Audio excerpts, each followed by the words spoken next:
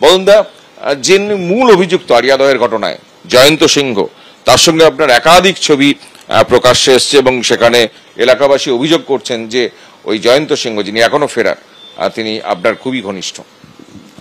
প্রথম হচ্ছে, যখন ছবিটা এসছে তখনও ক্রাইম করেনি, যখন ক্রাইম করেছে তখন কিন্তু কোনো ছবি নেই।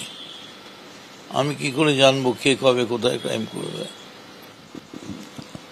এই জয়ন্ত সিং এর, তার কারণ ওর ভাইয়ের নাম হচ্ছে প্রিয়ান সিং, ওকে আমি চাকরি দিয়েছি, ও মোহামেডানের ক্যাপ্টেন,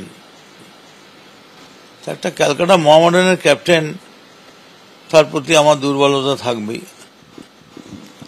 এখন ও যে ফুটবল খেলে আর ওর বড় ভাই বা ছোট ভাই সে যে অন্য খেলা খেলে আমি কি করে জানবো? আপনি তো চেনেন, ঘনিষ্ঠভাবে চেনেন, বোঝাই যায়। আমি কামারহাটির প্রত্যেককেই ঘনিষ্ঠভাবে চিনি।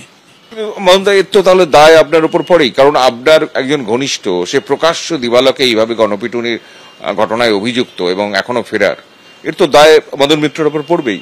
দায় পড়ে কি, বরং বিদায় বলতে পারো, যে আমি জেনে গেলাম এরকম ব্যাপার আছে, এদের সঙ্গে যতক্ষণ না নির্দোষ প্রমাণিত হচ্ছে ততক্ষণ কোন রকম সংস্রব রাখা যাবে না। এখন তুমি যদি বলো আপনার সঙ্গে যোগাযোগ আছে, কথা বলেন, সে তো ভগবানের সঙ্গে শয়তানের যোগাযোগ আছে, তার মানে কি শয়তানের সব ক্রাইমের জন্য ভগবানের উপর দায় পড়তে হবে?